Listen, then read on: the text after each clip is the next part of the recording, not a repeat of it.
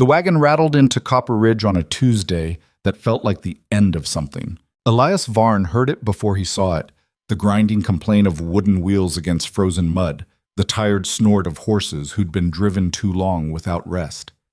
He was standing outside the general store with a sack of grain over one shoulder, watching the street with the same flat expression he wore for everything these days.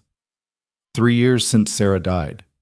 3 years since he'd felt much of anything except the dull ache of routine. The wagon driver was a squat man named Hoskins, who ran the mail route between settlements. He pulled up outside the saloon and didn't bother climbing down, just sat there like he was waiting for someone to notice the problem. "Package," Hoskins called out to no one in particular. A few heads turned.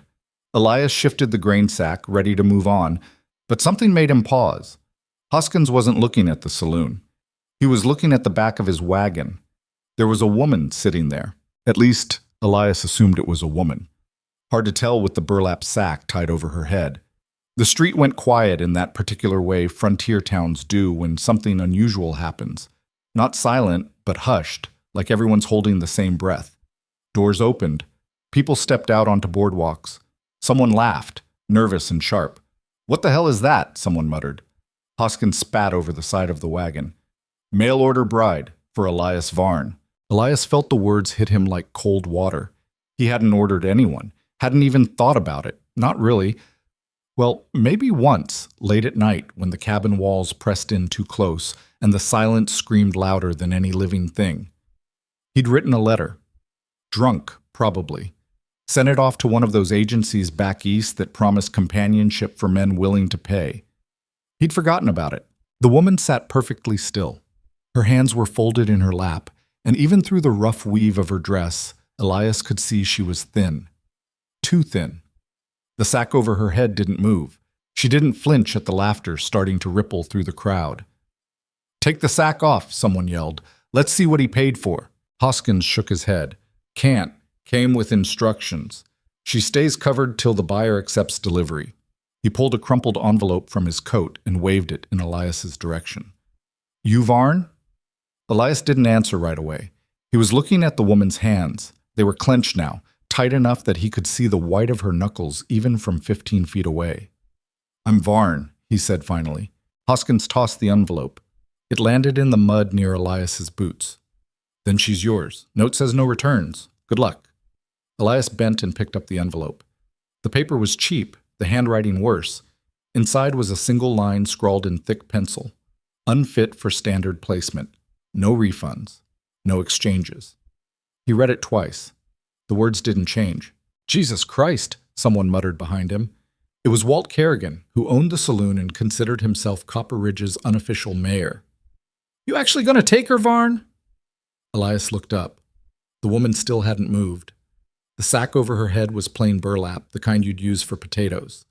There was a rough cord tied around her neck to keep it in place, not tight enough to choke, but close. He could see the edge of dark hair escaping near her shoulder. "What's wrong with her?" Walt pressed. "She's sick? Criminal?" "Probably ugly as sin," another voice offered, and a few people laughed. Elias folded the note and shoved it in his pocket. He walked toward the wagon, and the crowd shifted to give him space, everyone suddenly very interested in seeing what happened next. Hoskins watched him with the blank expression of a man who'd seen stranger things and didn't care to remember them. When Elias reached the wagon, he stopped. The woman's head tilted slightly, just enough that he knew she was aware of him standing there. "Can you hear me?" he asked. A pause, then a small nod. "You hurt?" She shook her head. "You want that sack off?" This time the nod came faster. Elias reached up. His hands were rough from years of work. Cutting timber, breaking horses, surviving winters that killed softer men. He untied the cord carefully, like he was diffusing something that might explode, and pulled the sack away. The crowd went silent. The woman beneath wasn't ugly. She wasn't disfigured. She didn't have scars or marks or any of the things people had been whispering about. She had a pale, angular face with sharp cheekbones and dark eyes that looked too large for her head. Her hair was black and tangled, falling past her shoulders in a mess that suggested weeks, maybe months, without proper care. She looked exhausted, hollowed out, but she wasn't broken in the way they'd expected. She looked at Elias, and something passed between them. Recognition, maybe, though they'd never met. The recognition of two people who'd both spent too long on the wrong side of something they couldn't name. "What's your name?" Elias asked. Her lips moved, but no sound came out. She tried again, and this time he heard it, barely louder than a breath. "Alara. Alara he repeated. "You got a last name?" "Quinn." Walt Kerrigan pushed closer, his face red. "Varn, you out of your mind? You don't know what's wrong with her. Could be diseased, could be insane." Elias didn't look at him. "She talked to you, Walt." "What? Did she say anything to you? Threaten you? Spit at you?" "Well, no, but then I don't see how it's your business." He reached up and offered Alara his hand. She stared at it for a long moment, like she'd forgotten what the gesture meant. Then, slowly, she took it. Her fingers were ice cold. Elias helped her down from the wagon.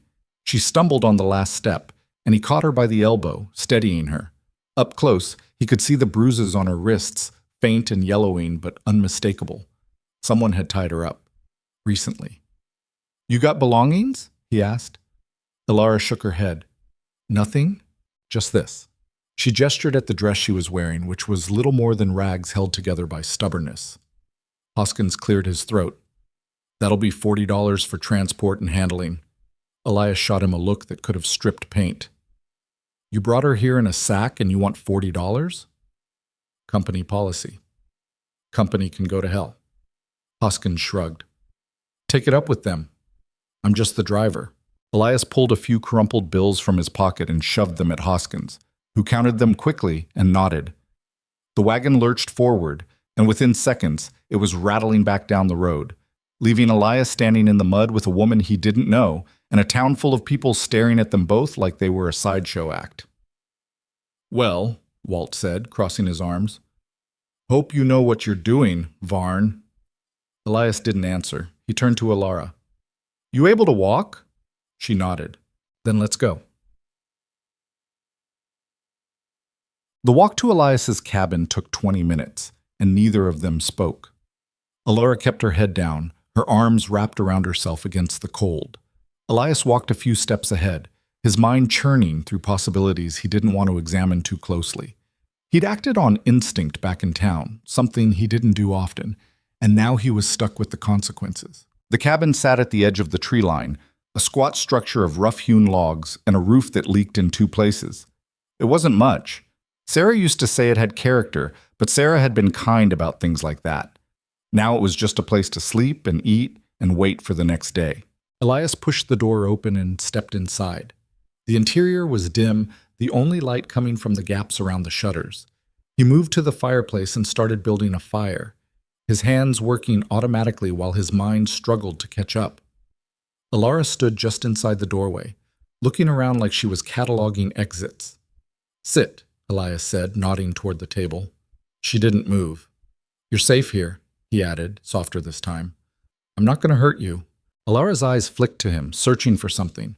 Truth, maybe, or proof that his words meant anything.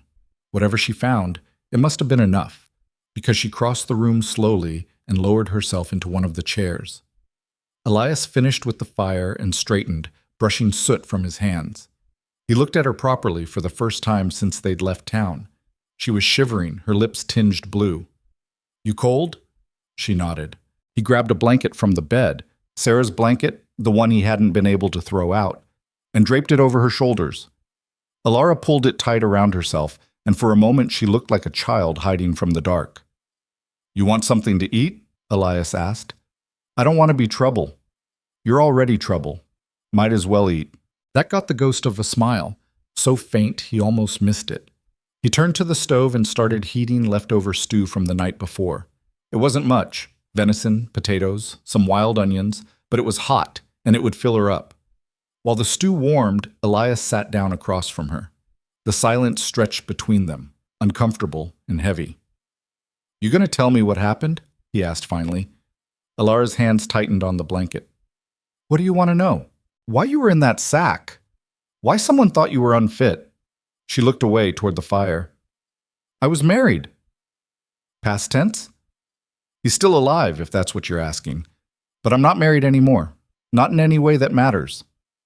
Elias waited.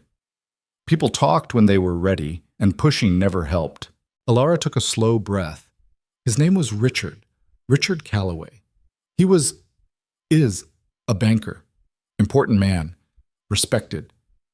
Her voice was flat, like she was reciting facts from a ledger. We were married 6 years. He never hit me, never raised his voice. Everyone thought I was the luckiest woman alive. But you weren't. No. The word came out sharp.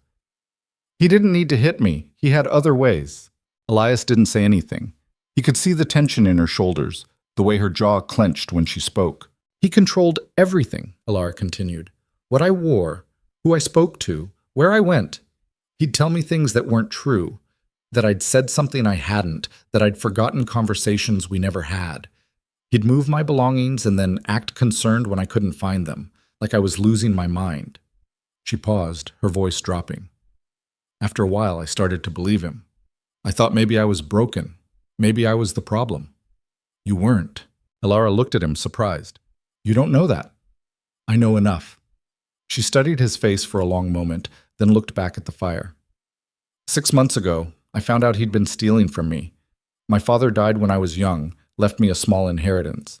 Richard convinced me to let him manage it, told me it was safer that way. Her laugh was bitter. He'd been moving the money into his own accounts, piece by piece.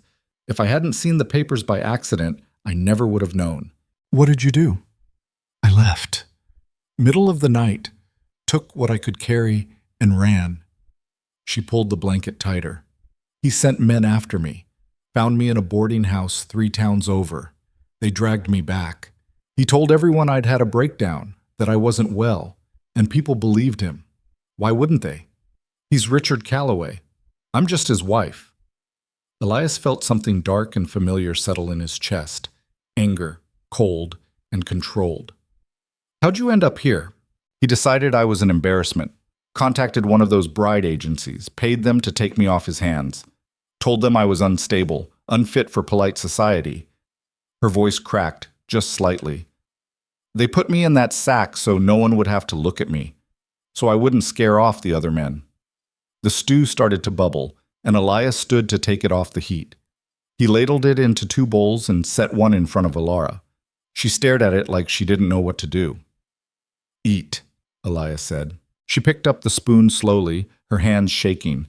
The first bite seemed to unlock something, and she ate quickly after that, like she hadn't had a real meal in weeks. Probably she hadn't. Elias ate his own portion in silence, watching her. When she finished, she set the bowl down and wiped her mouth with the back of her hand. Thank you, she said quietly. Don't thank me yet. You're stuck here now. Town like this, people talk. They're already talking. I know. And I'm not... He stopped, trying to find the right words. I'm not looking for a wife. I don't know what I was thinking when I sent that letter, probably wasn't thinking at all. Alara met his eyes. What are you looking for? Honestly, I don't know. She nodded slowly, like that was an acceptable answer. What do you want me to do? Stay, for now. Until we figure something out. He gestured around the cabin. It's not much, but it's warm and it's safe. You can have the bed. I'll take the floor. I can't. You can, and you will. His tone left no room for argument. Alara looked at him for a long moment, something uncertain flickering across her face. Then she nodded. All right. The first week passed in a strange, fragile rhythm. Elias woke before dawn each day and went about his work, chopping wood, checking traps, repairing the sections of fence that winter had damaged. Alara stayed in the cabin, moving quietly through the small space like she was afraid of taking up too much room. She cleaned without being asked, mended his shirts, cooked meals that were better than anything he'd made in 3 years. They didn't talk much. Elias wasn't good at talking, and Alara seemed to prefer silence. But sometimes, in the evenings, they'd sit by the fire and he'd catch her watching him. Not with suspicion, exactly. More like she was trying to figure out if he was real. On the 8th day, she spoke first. Why'd you take me? Elias looked up from the knife he was sharpening. What? In town. You could have walked away. Everyone expected you to. He set the knife down, considering. I don't know. Maybe because everyone expected me to. That's not a reason. Maybe I didn't like the way they were looking at you. Like I was broken? Like you were a thing. He picked up the knife again, testing the edge with his thumb. People look at you like that long enough, you start to believe it. Alara was quiet for a moment. You sound like you know something about that. Maybe I do. She didn't push, and he was grateful for it. He wasn't ready to talk about Sarah, about the way the town had looked at him after she died, with pity and discomfort, like grief was something contagious. Instead, he stood and reached for his coat. I'm going to check the traps. You'll be all right here? Alara nodded. He was halfway to the door when she spoke again. Elias? He turned. Thank you for not looking at me like I'm broken. He didn't know what to say to that, so he just nodded and stepped out into the cold. The trouble started on a Sunday. Elias had gone into town for supplies, leaving Alara at the cabin.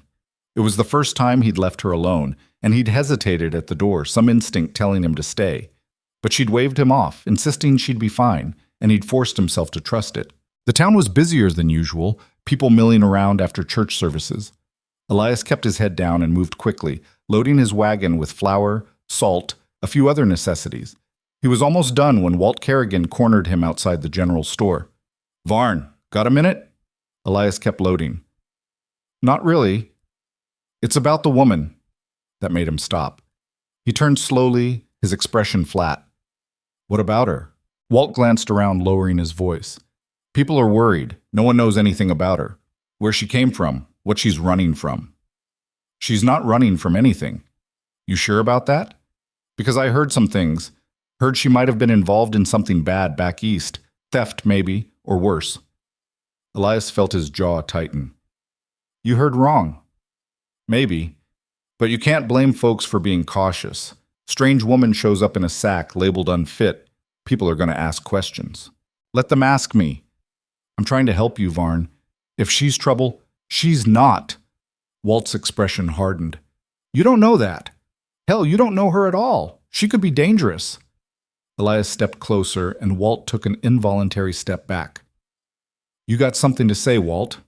Say it plain. Fine. The town council thinks maybe she should move on. For everyone's safety. The town council, Elias repeated slowly, can go straight to hell. He turned and climbed onto the wagon, snapping the reins before Walt could respond. The ride back to the cabin felt longer than it should have, his mind churning with anger and something else. Worry, maybe, though he didn't want to name it.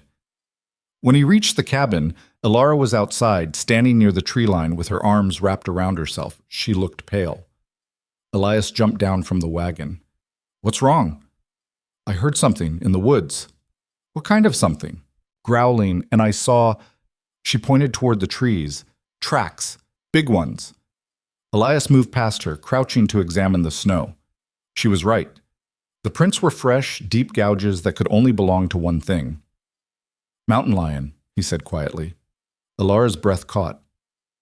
Is that bad? Depends. If it's just passing through, we're fine. If it's hunting... He stood, scanning the tree line. Get inside, lock the door. Don't open it for anyone but me. What are you going to do? Make sure it's gone. He grabbed his rifle from the cabin and started toward the woods, moving carefully. The tracks led deeper into the trees, weaving between the pines in a pattern that suggested the animal was circling, looking for weaknesses. Elias followed them for nearly an hour, his senses on high alert. He'd dealt with mountain lions before. Usually they avoided people, but a starving one could be desperate enough to attack. This one had gotten too close to the cabin for comfort. He was about to turn back when he heard it, a low, rumbling growl that seemed to come from everywhere at once. Elias froze, raising the rifle slowly. The forest had gone silent, the kind of silence that meant something big and dangerous was nearby. Then he saw it. The mountain lion was crouched on a low branch about 30 feet ahead, its yellow eyes locked on him. It was huge, easily 150 pounds, its muscles coiled tight beneath tawny fur. Starving, by the look of it, ribs showing, fur matted and dull. Elias kept the rifle steady, his finger on the trigger. He could take the shot. Probably. But the angle was bad, and if he missed, The lion's ears flattened. It was going to jump. Elias made a decision he didn't fully understand. Instead of firing, he stepped forward, planting himself between the lion and the direction of the cabin. He spread his arms, making himself as large as possible, and shouted, a raw, guttural sound that echoed through the trees. The lion hesitated. Elias shouted again, louder this time, and took another step forward. For a long, breathless moment, nothing happened. The lion stared at him, its tail twitching. Then slowly, it turned and leapt from the branch, disappearing into the deeper woods. Elias stood there for a full minute, his heart pounding, before he lowered the rifle. His hands were shaking. He'd gambled, and it had worked, but it could have just as easily ended with him dead. When he got back to the cabin, Alara was standing in the doorway, her face white. I heard you shouting. I thought, it's gone, Elias said, cutting her off. He leaned the rifle against the wall and sat down heavily on the steps, suddenly exhausted.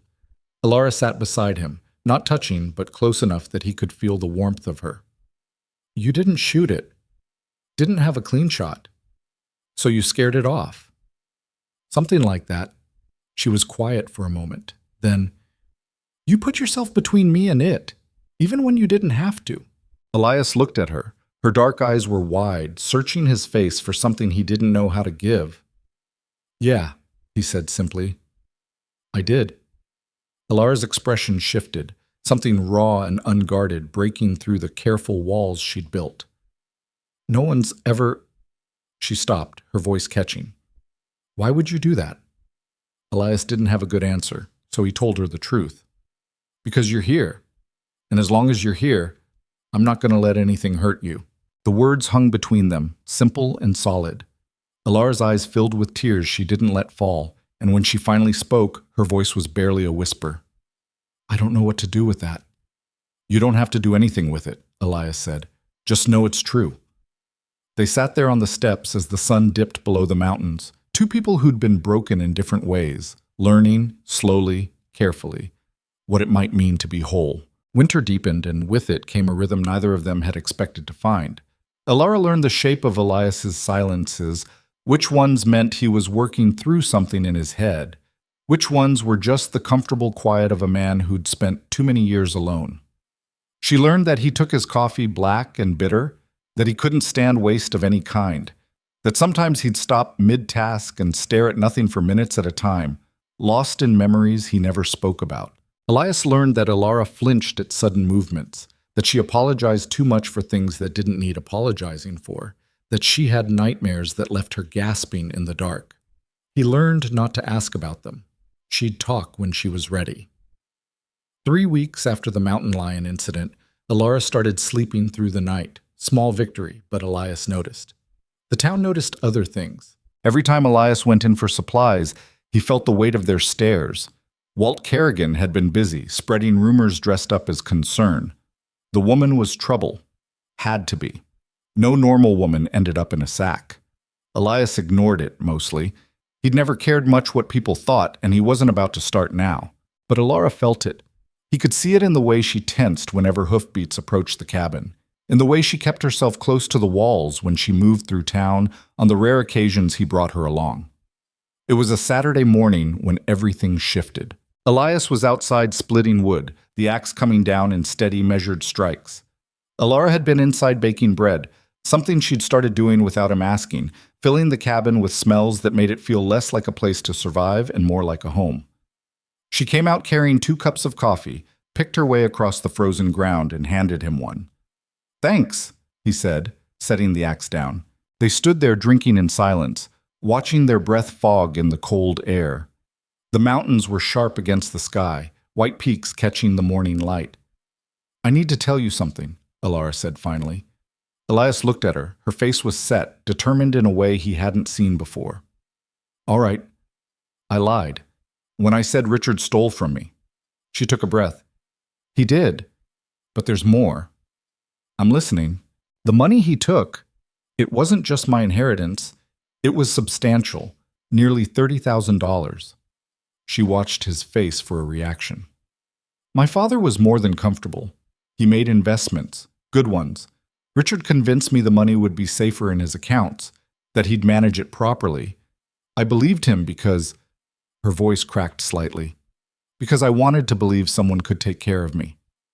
He didn't steal it all? No. I got to the accounts before he could transfer everything, took what I could, and ran. She set her cup down on the chopping block, her hands shaking. There's a bank draft, hidden in the lining of my dress, the one I was wearing when I arrived. $22,000. Elias whistled low. That's a fortune. It's my father's legacy, the only thing I have left of him. Her eyes met his. And Richard wants it back. Not because he needs it, he has his own money, but because I took it. Because I left. Because I proved he couldn't control me. He'll come looking. Yes. You should have told me sooner. I know. Elara's voice went quiet. I was afraid. Afraid you'd send me away if you knew what kind of trouble I brought with me. Elias picked up the axe again, testing its weight. I'm not sending you anywhere. Elias, you heard me. He looked at her straight on. Whatever's coming, we'll deal with it. Together. Elara's expression shifted, something between relief and disbelief. You don't have to do this. I know I don't. He brought the axe down, splitting a log clean through. But I'm going to anyway. She didn't say anything else, but when she picked up her coffee and went back inside, there was something different in the way she moved. Less like she was trying to disappear, more like she had a right to exist. That afternoon, Elias rode into town alone. He needed to think, needed space to process what Alara had told him. $22,000. Men had killed for less. Hell, men had killed for a horse and a canteen. He stopped at the general store and was loading supplies when a voice cut through the afternoon quiet. Elias Varn? Elias turned. Two men stood behind him, strangers, both dressed too well for Copper Ridge. City clothes, expensive boots. The kind of men who didn't belong here but acted like they owned the place anyway. Who's asking? Elias said. The taller one stepped forward. He had a thin face and cold eyes that cataloged everything. Name's Warren. This is my associate, Mr. Pike. We're looking for someone. Thought you might be able to help. Doubt it. Warren smiled, but it didn't reach his eyes. Woman, dark hair, thin build, might have arrived here recently. Might be using the name Quinn. Elias kept his face neutral. Lots of women have dark hair. This one's special. She's sick, mentally unwell. Her husband's very worried about her. Her husband? Richard Callaway. Important man back east. His wife had a breakdown, ran off with a substantial amount of money that doesn't belong to her. Warren's smile widened. We're here to bring her home, where she'll be taken care of properly. Elias set down the sack of flour he'd been holding. And if I don't know where she is, then we'll ask around. Small town like this, someone always knows something. Warren glanced toward the street, where a few people had stopped to watch. But it'd be easier if you just told us. Save everyone a lot of trouble. I don't know what you're talking about, Elias said flatly. Pike spoke for the first time, his voice rough. You're lying. Prove it. Warren held up a hand, stopping Pike from moving forward. Let's not be hasty. We're reasonable men, Mr. Varn. If you help us, there might be something in it for you. A finder's fee, shall we say. $500 for information leading to her recovery. Not interested. Think about it. $500 is a lot of money for a man like you. Elias felt his jaw tighten. A man like me? I mean, no offense. I'm simply saying, I know what you're saying. Elias stepped closer and both men tensed. And here's what I'm saying. I don't know where your missing woman is, and even if I did, I wouldn't tell you, so you can take your finder's fee and your reasonable offer and get the hell out of my town. Warren's expression hardened. This isn't over. Yes, it is. Elias turned his back on them, a calculated risk, and finished loading his wagon. He could feel their eyes on him the entire time, could sense Pike's hand hovering near whatever weapon he had hidden under his coat, but they didn't move. When Elias climbed onto the wagon and snapped the reins, Warren called out one last time. She stole from him, Mr. Varn. That makes her a thief. When we find her, and we will, she'll answer for it. Elias didn't look back. The ride to the cabin felt longer than it should have. His mind was racing, turning over possibilities. Warren and Pike weren't lawmen. Lawmen didn't offer finder's fees or make threats disguised as friendly conversation. They were hired muscle, which meant Richard Callaway had money and reach, and didn't care about doing things the legal way. When Elias reached the cabin, Alara was waiting outside. She took one look at his face and knew. They're here. 2 of them, asking questions. Elias jumped down from the wagon. They'll be back. Alara wrapped her arms around herself. I should leave. If I'm not here, no. Elias, they'll hurt you to get to me. Let them try. He started unloading supplies, his movements sharp and angry. You're not running anymore. We're not giving them that. Then what do we do? Elias stopped, a sack of grain balanced on his shoulder. We get ready, and we don't give them anything to use against us. That night, Elias pulled out every weapon he owned, 2 rifles, a shotgun, a revolver that had been Sarah's, a hunting knife with a bone handle. He cleaned them methodically, checked the ammunition, set them where they could be reached quickly.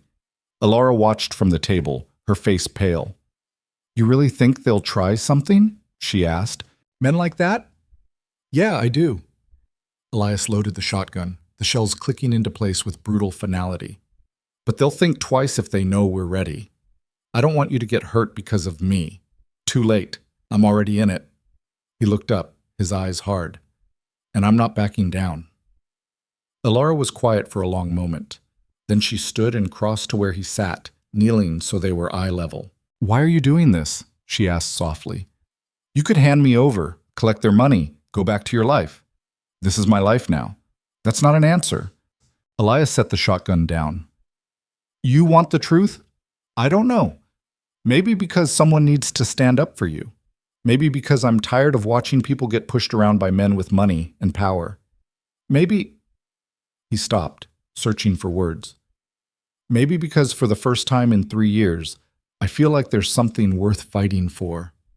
Alara's breath caught. Elias, you don't have to say anything. I'm not asking for anything. I'm just telling you how it is. She reached out slowly and took his hand. Her fingers were cold, but her grip was firm. I'm scared. I know. But I'm not running. Good. They sat like that for a while, hands clasped, the fire crackling in the hearth. Outside, the wind picked up, rattling the shutters. Winter storms were coming, but for now, in this moment, they had warmth and walls and each other. It would have to be enough. The next day brought the first real test. Elias was checking the fence line when he saw them, Warren and Pike, riding up the path toward the cabin. He felt his pulse kick up, but he kept his movements calm and measured. He whistled sharply, a signal he and Alara had agreed on, then walked to meet them. Warren pulled up about 20 feet away. Pike stayed mounted, his hand resting on the pommel of his saddle. Too casual, too ready. Mr. Varn, Warren said pleasantly, beautiful property you have here. State your business. Direct. I like that. Warren dismounted, brushing trail dust from his coat. We've been making inquiries. Seems a woman matching our description was seen arriving in town a few weeks back, on a mail wagon. His eyes glinted. Purchased by you. Maybe, Warren smiled. See, that's interesting, because the wagon driver, Mr. Hoskins, he remembers quite clearly, said she had a sack over her head, said you took her anyway. Elias didn't respond. So, here's what I'm thinking, Warren continued.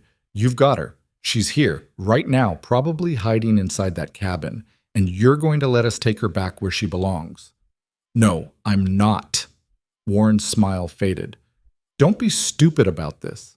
I'm not being stupid. I'm being clear. She's not going anywhere. Pike swung down from his horse, his hand dropping to his belt. You really want to die for a woman you barely know? I don't plan on dying at all. Then step aside. Elias heard the cabin door open behind him. He didn't turn around, but he knew Alara was there. He could feel her presence like heat at his back. Mr. Callaway wants his property returned, Warren said, his voice hardening. The money she stole, and the woman herself. She's not property, Alara said. Her voice was steady, stronger than Elias expected. And the money is mine, my inheritance. He's the thief, not me. Warren looked past Elias, his expression calculating. Mrs. Callaway, your husband is very worried about you. He just wants to help. He wants to control me. There's a difference. You're not well. You don't know what you're saying. I know exactly what I'm saying. Alara stepped forward, coming to stand beside Elias. And I'm not going back. Pike moved fast, faster than Elias anticipated. He lunged forward, reaching for Alara. Elias reacted on instinct, stepping between them and driving his shoulder into Pike's chest. They went down hard, hitting the frozen ground in a tangle of limbs. Pike was bigger, but Elias had been fighting since he was old enough to throw a punch. He got an elbow into Pike's ribs, heard the man grunt, then rolled free and came up swinging. His fist connected with Pike's jaw, snapping his head back. Warren was shouting something, but Elias couldn't hear it over the blood pounding in his ears. Pike recovered quick, pulling a knife from his boot. The blade flashed in the weak sunlight. Elias backed up, his hands raised. "Don't do this." "Should have stayed out of it," Pike growled. He came in low and fast. Elias sidestepped, grabbed Pike's wrist, and twisted hard. The knife fell. Pike howled and swung wild. His fist caught Elias on the temple, and the world tilted sideways. Then there was a sharp crack, the unmistakable sound of a gun being cocked. Everyone froze. Elara stood on the cabin steps, holding Sarah's revolver in both hands. It was pointed directly at Warren's chest. "Get away from him," she said. Warren raised his hand slowly. "Now, Mrs. Callaway, let's not—" "I said get away from him." Pike was still on the ground, cradling his wrist. Warren looked between Alara and Elias, calculating odds. Whatever he saw must not have favored him, because he took a step back. "This isn't over," Warren said. "Yes, it is."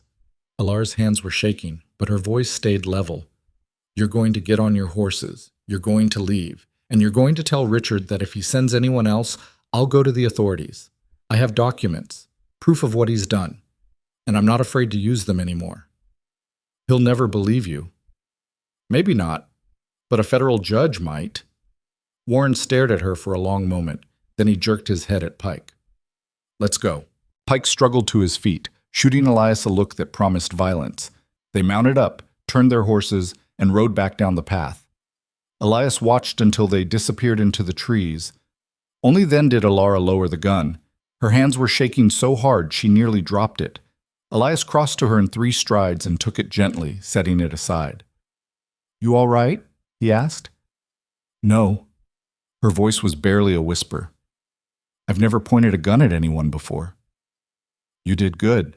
"I was terrified." "I know. But you didn't let it stop you." He reached out and touched her arm. "That's what matters." Alara looked up at him, her eyes bright with unshed tears. "They'll come back." "Probably.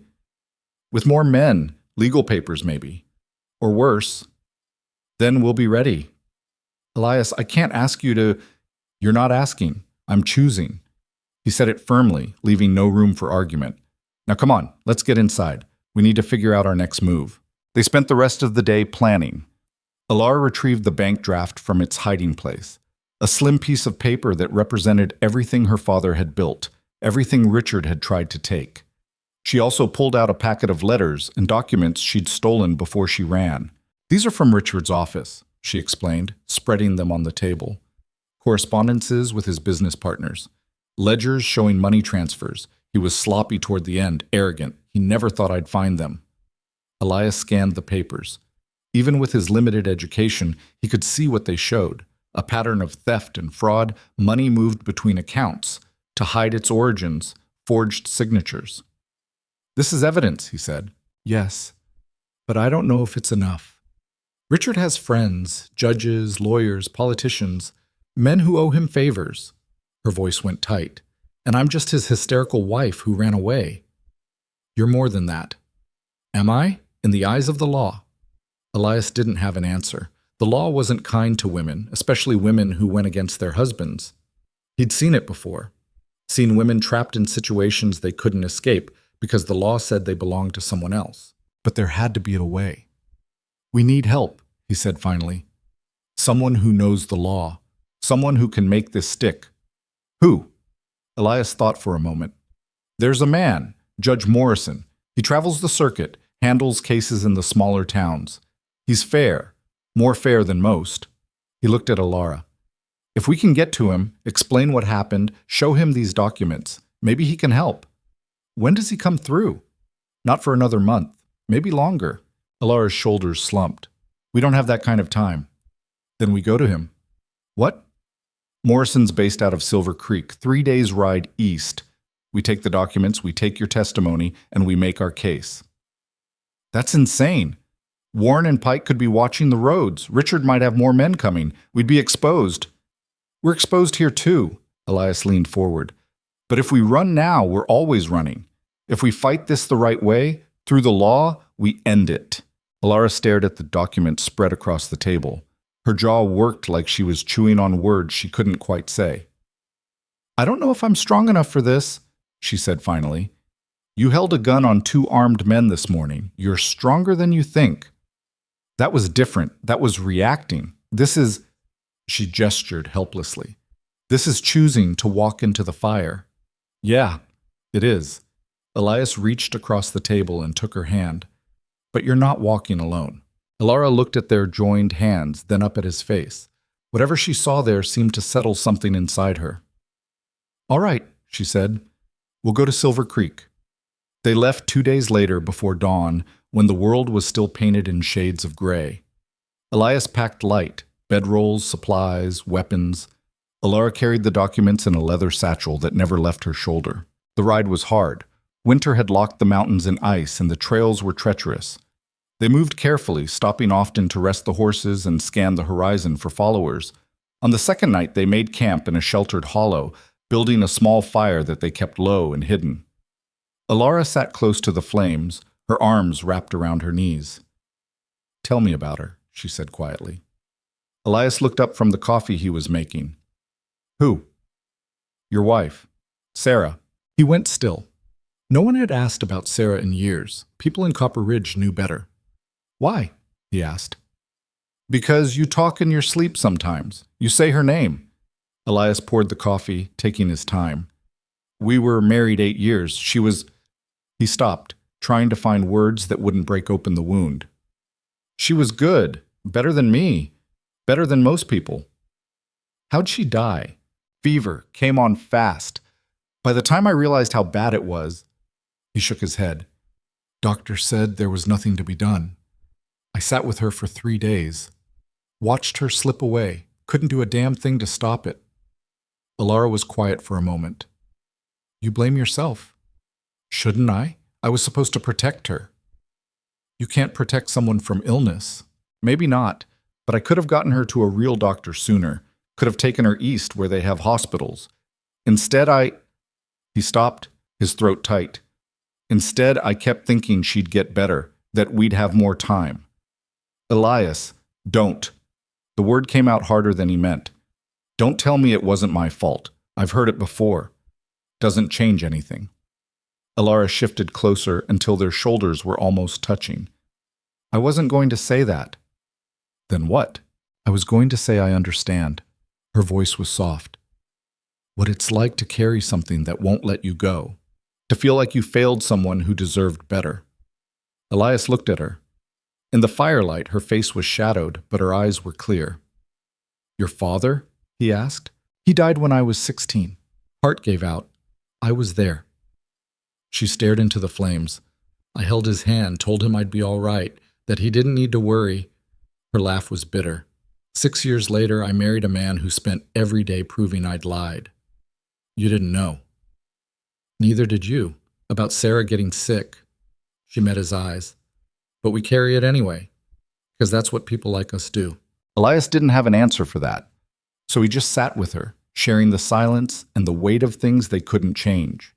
The third day brought them to Silver Creek just as the sun was setting. It was bigger than Copper Ridge, a real town with a main street, actual buildings, even a hotel. Elias led them to a boarding house on the edge of town, paid for a room, and got the horses settled. We'll find Morrison tomorrow, he said. Tonight we rest. But rest didn't come easy. Alara paced the small room, too wired to sit still. Elias sat on the bed cleaning his rifle, giving her space to work through whatever she needed to work through. Finally, she stopped and turned to him. What if he doesn't believe me? He will. You don't know that. I know you're telling the truth, and Morrison's good at seeing truth when it's in front of him. And if he's not? If Richard's reach extends this far? Elias set the rifle aside. Then we figure something else out. But we don't give up. Alara crossed her arms, her expression fierce. I won't go back to him. I'd rather die first. It won't come to that. You can't promise that. No, Elias admitted, but I can promise I'll do everything in my power to make sure it doesn't. Something in her expression softened. She moved across the room and sat beside him on the bed, close enough that he could feel the warmth of her. Why are you so good to me? She asked. I'm not. You are. You took me in when no one else would. You protected me. You believed me when you had no reason to. She turned to face him fully. Why? Elias struggled to find the right words. Because someone should. Because you deserve it. Because... He stopped, realizing he was about to say something he wasn't sure he was ready to say. Because what? He looked at her, really looked at her. At the strength in her eyes, the determined set of her jaw, the way she'd grown from the broken woman in a sack to someone who could stare down armed men without flinching. Because somewhere along the way, this stopped being about duty or charity or whatever it started as, he said quietly, and became about you, just you. Alara's breath caught. Elias. You don't have to say anything. I'm not asking for anything to change. I needed you to know. For a long moment, neither of them moved. Then Alara reached up and touched his face, her palm warm against his cheek. It's not just you, she whispered. I feel it too. This thing between us. I'm scared of it. I know. I don't know how to trust it, how to trust anyone. Then don't trust me yet. Just stay. Let me prove it. Alara's eyes searched his face. Whatever she found there must have been enough, because she leaned forward slowly and rested her forehead against his. They sat like that, breathing the same air, until the darkness outside turned to dawn. Morning came with this kind of cold that made your bones ache. Elias woke first, untangling himself carefully from where Alara had fallen asleep against his shoulder sometime during the night. She stirred, but didn't wake, her face peaceful in a way he'd never seen before. He let her sleep while he dressed and went downstairs to ask about Judge Morrison. The boarding house owner, a heavy-set woman named Mrs. Talbot, pointed him toward the courthouse at the end of Main Street. Judge is hearing cases today, she said, eyeing Elias with undisguised curiosity. You in some kind of trouble? Looking to prevent it, Elias said, and left before she could ask more questions.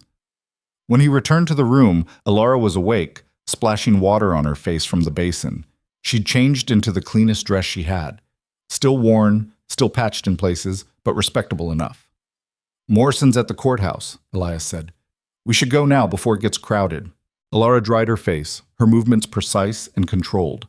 But Elias could see the tension in her shoulders, the way her hand shook slightly when she reached for the leather satchel containing the documents. You ready? He asked. No, but I don't think I ever will be. She straightened her spine, forcing steel into her voice. Let's go. The courthouse was a 2-story brick building that looked like it had been transplanted from somewhere back east.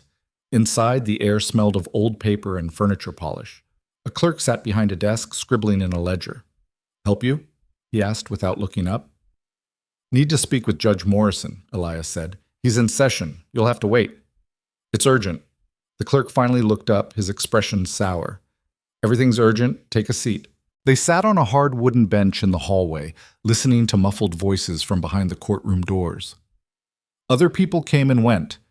A nervous-looking farmer, a woman with 2 children who wouldn't stop squirming, a lawyer in a suit that had seen better days. An hour passed. Then another. Alara's leg bounced with nervous energy. Elias wanted to reach over and still it, but he knew she needed to channel the fear somewhere. Finally, the courtroom doors opened and people began filing out. The clerk gestured to them. Judge will see you now, but make it quick. He's got a full docket. They entered a room that was smaller than Elias expected. Judge Morrison sat behind a raised desk, reading through papers. He was in his 60s, with gray hair and sharp eyes that missed nothing. When he looked up and saw them, something in his expression shifted. Recognition, maybe. Though Elias was certain they'd never met. Mr. Varn, Morrison said, I wondered when you'd turn up. Elias felt Alara stiffen beside him. You know who I am? Had a visitor 2 days ago, man named Warren. Said you'd kidnapped a woman, were holding her against her will. Morrison set down his papers. Said there'd be a reward for information about your whereabouts. That's not what happened, Alara said quickly. Morrison's gaze shifted to her. And you are? Alara Quinn, formerly Elara Callaway. She stepped forward, her chin raised. I'm the woman Warren was looking for, and I'm here of my own free will. Is that so? Morrison leaned back in his chair. Mr. Warren painted a different picture. Said your husband's been searching for you. Said you're unwell, that you stole money and ran. My husband is a liar and a thief, Alara said, her voice steady. And I can prove it. She set the leather satchel on Morrison's desk and began pulling out documents, letters, ledgers, bank statements. Morrison watched her with an expression that gave nothing away. These show a pattern of fraud, Alara explained. Richard Callaway, my husband, has been embezzling funds from his clients for years, moving money between accounts, forging signatures, creating false records. When I discovered what he was doing, I took what was rightfully mine and left. Morrison picked up one of the ledgers, scanning the entries. These are serious allegations. They're true. Every word. Alara's hands gripped the edge of the desk. He controlled every aspect of my life. What I wore, where I went, who I spoke to. He convinced me I was losing my mind, that I couldn't trust my own memories. And when I finally saw the truth, when I tried to leave, he had me declared unfit and sold to a mail-order bride agency like I was livestock. And Mr. Varn here saved my life. Alara glanced at Elias. He took me in when no one else would, protected me, believed me when I had no reason to expect anyone would. Morrison was quiet for a long moment, his fingers steepled under his chin. You understand what you're asking me to do? If I accept these documents, if I open an investigation into Richard Callaway, you'll be making a powerful enemy.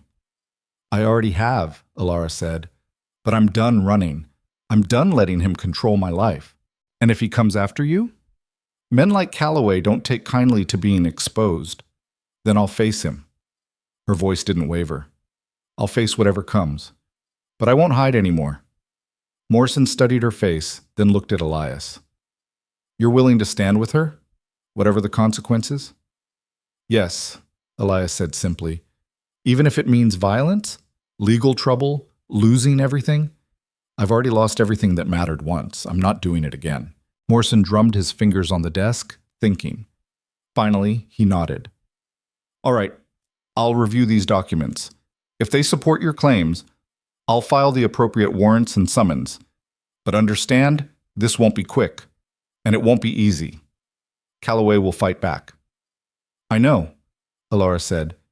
You'll need to stay where I can reach you. Can't have you disappearing before this goes to trial. We'll be at the boarding house, Mrs. Talbot's place. Good. Morrison gathered the documents into a neat pile.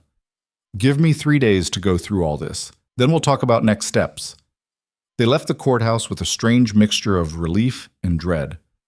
3 days felt like both forever and not nearly enough time.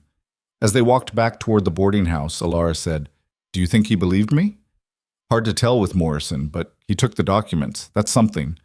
What if Richard gets to him first, offers him money, or Morrison's not the type to be bought? Elias glanced at her. You did good in there, stood your ground. I was terrified. Didn't show. Alara managed a weak smile. I'm getting better at hiding it. They spent the rest of the day trying to stay busy. Elias checked on the horses, restocked their supplies, cleaned his weapons for the 3rd time. Alara sat in the room reading a newspaper someone had left behind, though Elias doubted she was actually absorbing any of it. That evening, they ate dinner at a small restaurant down the street. The food was decent, roasted chicken, potatoes, fresh bread, but neither of them had much appetite. 3 days, Alara said, pushing food around her plate. What are we supposed to do for 3 days?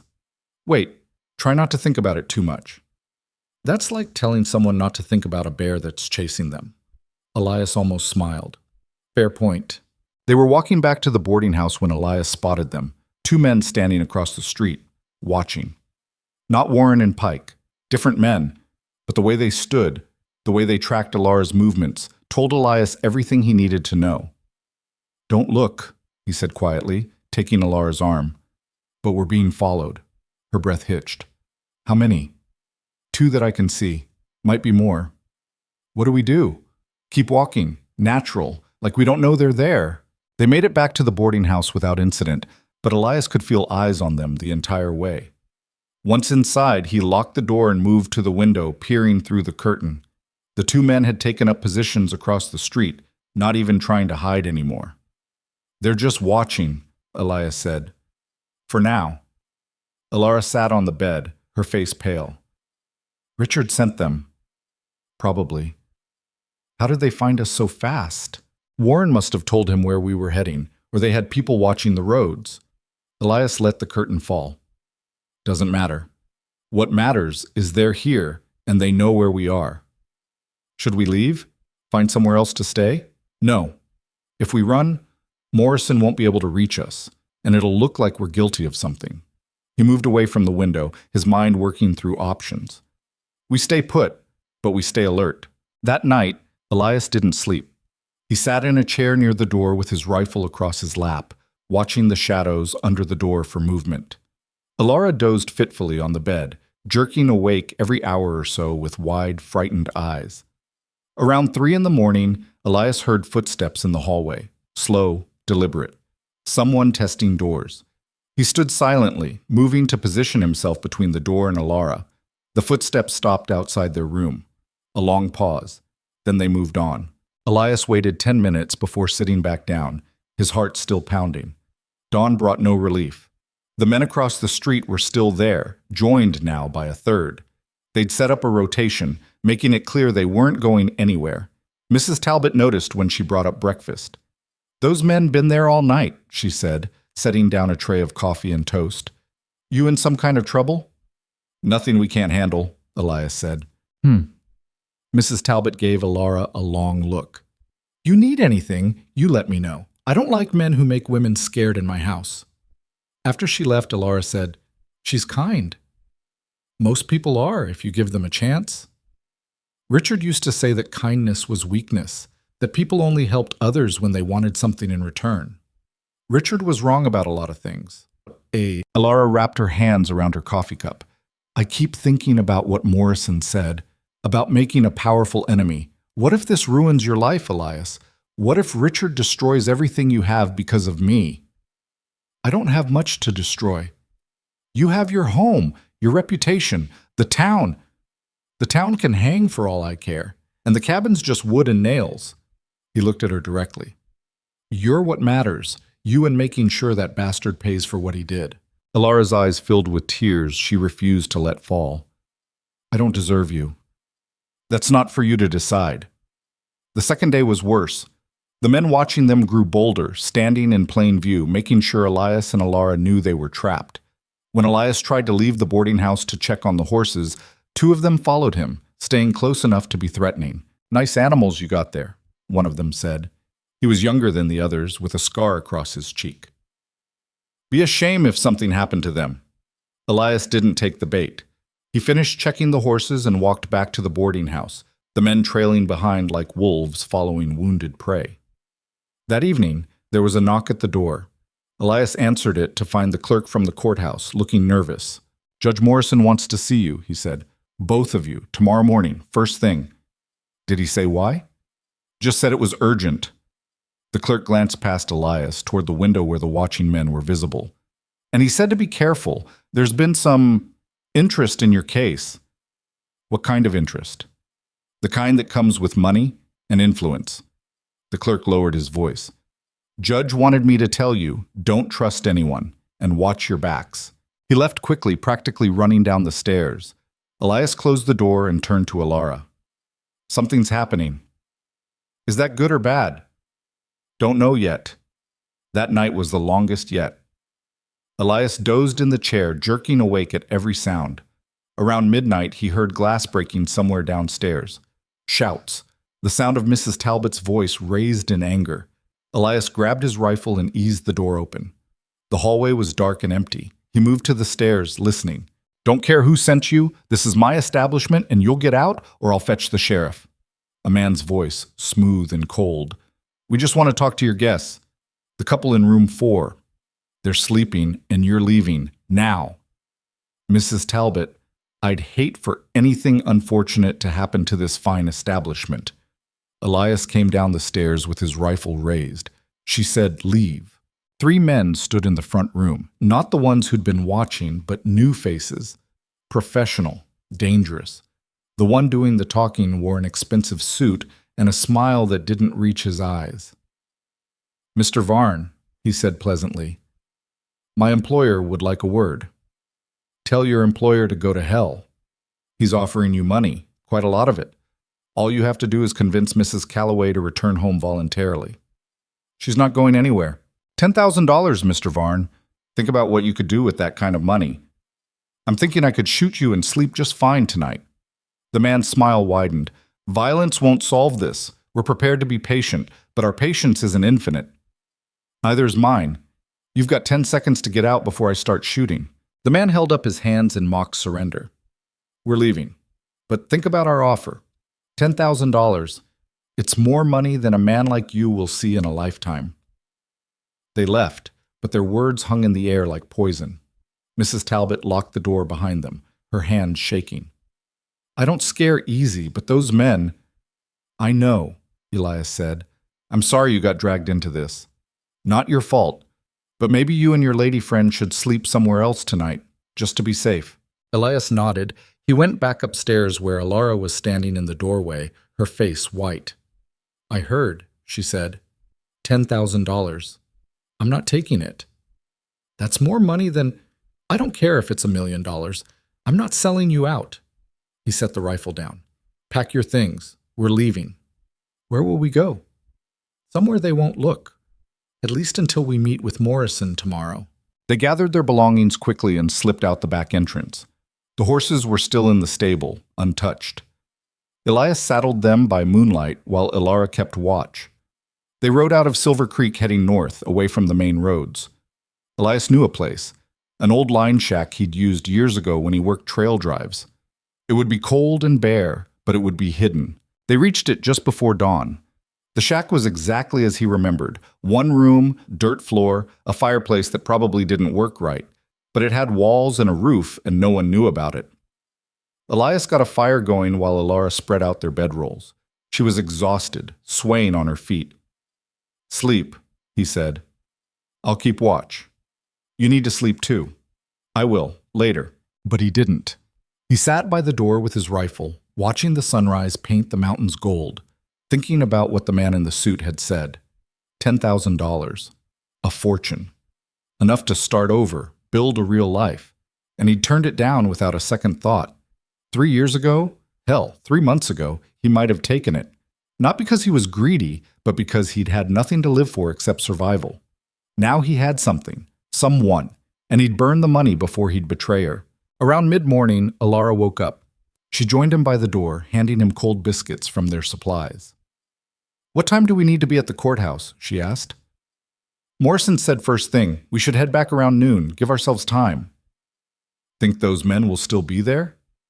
"Count on it." Alara chewed her biscuit slowly. "I've been thinking about what they offered you." "Don't." $10,000, Elias. You could, I said don't. He looked at her. "I don't want their money. I don't want anything from them. I want you safe and Richard Callaway behind bars. That's it." "But, no buts. This isn't up for debate." Alara was quiet for a moment. Then she said, "Why are you so stubborn?" "Could ask you the same thing." That got a small smile. "I suppose we're both difficult." "Suppose so." They rode back into Silver Creek at noon, entering from the east to avoid the boarding house. The men who'd been watching were still there, but they'd shifted position, clearly confused about where their quarry had gone. Elias and Elara tied their horses behind the courthouse and slipped in through a side entrance. The clerk saw them and gestured frantically. "Judge is waiting, hurry!" Morrison's office was cramped and filled with books. He looked up when they entered, his expression grim. "Shut the door," he said. Elias did. Morrison stood and moved to the window, peering through the blinds. "You've stirred up a hornet's nest." "We know," Alara said. "There are men watching us, following us." "More than that. I've received 3 visits in the past 2 days. First from a lawyer representing Richard Callaway, claiming you're mentally incompetent and demanding I remand you to his custody. Second, from a federal marshal with a warrant for your arrest on charges of theft. Alara's face went white. A federal marshal? Third visit was from a man claiming to be a doctor who'd treated you. Said you're delusional, prone to violent outbursts, a danger to yourself and others. That's all lies, Alara said, her voice shaking. All of it. I know. Morrison turned from the window. I've been a judge for 30 years. I know a coordinated attack when I see one. Callaway's throwing everything at this, trying to discredit you before you can speak. So what do we do? Elias asked. We move fast. I've reviewed your documents. They're damning. More than enough to open an investigation. But if that federal warrant is real, I can't ignore it. I'd have to take Mrs. Callaway into custody. Is it real? Alara asked. That's the question. The marshal had the right papers, right seals, but something felt off about him, too eager, too polished. Morrison sat back down. I sent a telegraph to the Federal Circuit Office to verify. Should hear back today. And if the warrant's real, then we fight it in court, but it'll take time.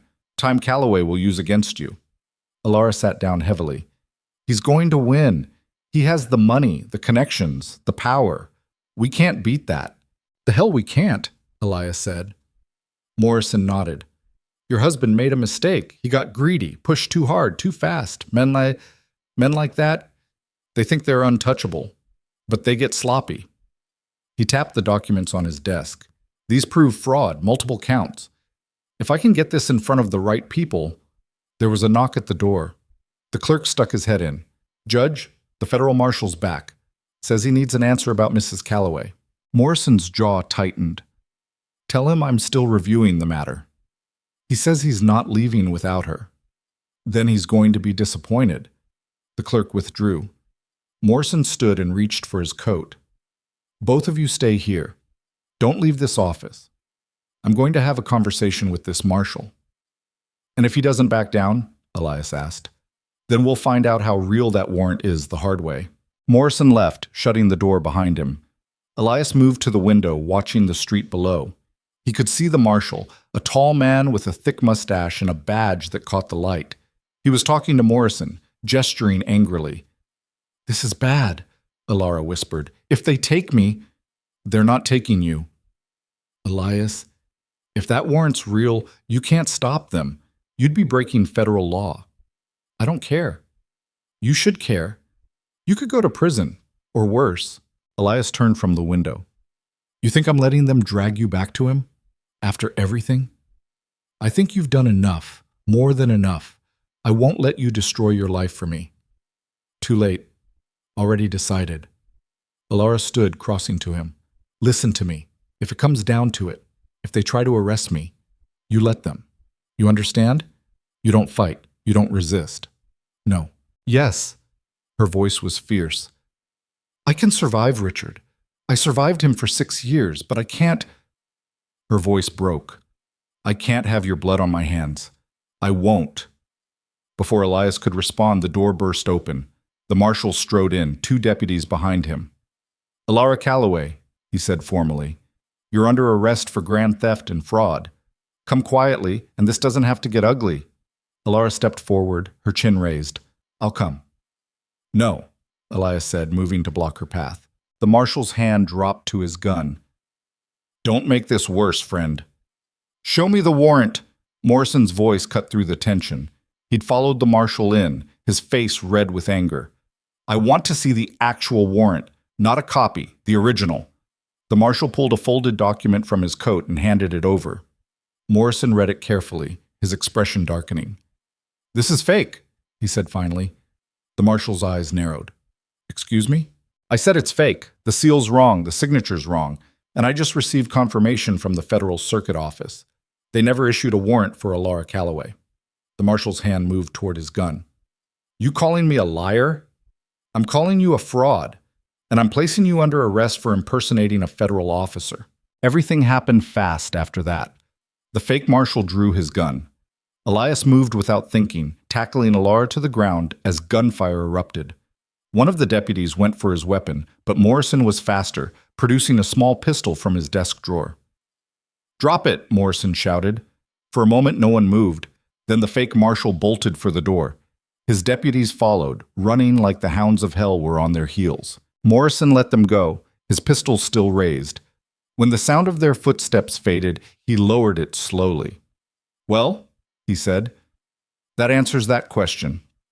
Elias helped Alara to her feet.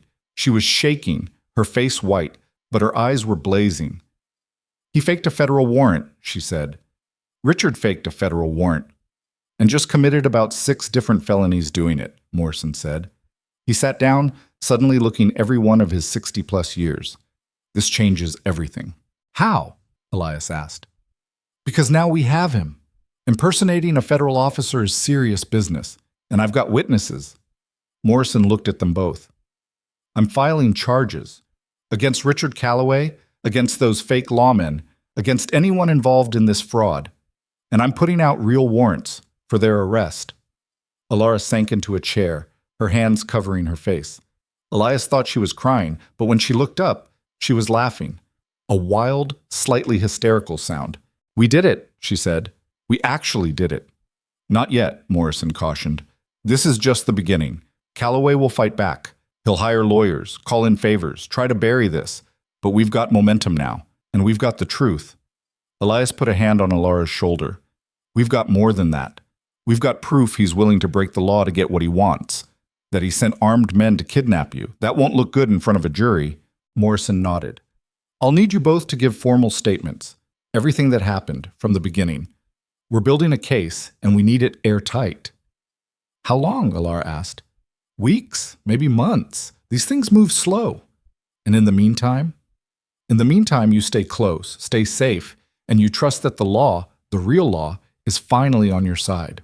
They left the courthouse as the sun was setting, exhausted but alive with something that felt dangerously close to hope. The men who'd been watching the boarding house were gone, scattered like roaches when the light came on. Elias and Elara didn't go back to Mrs. Talbot's. Instead, they found a small hotel on the far edge of town, paid for a week in advance, and locked themselves in. That night, sitting by the window watching the stars come out, Alara said, "I keep waiting for the other shoe to drop. Maybe there isn't another shoe. There's always another shoe." Elias turned from the window. "Then we'll deal with it when it drops, together." Alara looked at him for a long moment. Then she stood and crossed the room, taking his hands in hers. "I need to tell you something," she said, "and I need you to let me finish before you say anything." "All right." She took a breath. "When I was with Richard, I convinced myself I didn't deserve better, that the way he treated me was normal, that love was supposed to hurt." Her grip tightened. "But you've shown me something different. You've been patient and kind and strong without being cruel. You've protected me without trying to own me. And somewhere in all of this, I stopped being afraid of you and started being afraid of losing you." Elias started to speak, but she held up a hand. "I don't know if I'm ready for what that means. I don't know if I'll ever be ready. But I know that when I think about the future, about what comes after all this is over, I can't imagine it without you in it. Alara, I'm not asking for promises. I'm not asking for anything. I just needed you to know that you matter, that this," she gestured between them, "whatever this is, it matters to me." Elias pulled her close, wrapping his arms around her. She fit against him like she'd been made for that exact space. "It matters to me too," he said quietly. "More than I know how to say." They stood like that for a long time. Two people who'd been broken by life finding something whole in each other. Outside, the world kept turning. Richard Callaway was still out there, still dangerous, still fighting. But in that moment, in that small hotel room in Silver Creek, Elias and Elara had something he couldn't touch. They had each other. And for now, that was enough. The week that followed felt suspended in time, caught between relief and the creeping certainty that Richard Callaway wouldn't go quietly. Elias and Elara gave their statements to Judge Morrison, hours of testimony, every detail documented. Morrison worked methodically, building his case like a man stacking stones for a wall that needed to hold against a flood. On the 4th day, a telegram arrived from back east. Morrison read it twice before calling them to his office.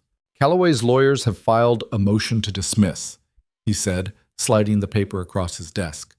claiming lack of jurisdiction, procedural errors, mental incompetence of the witness, every trick in the book. Will it work? Alara asked. Not if I can help it, but it'll slow things down.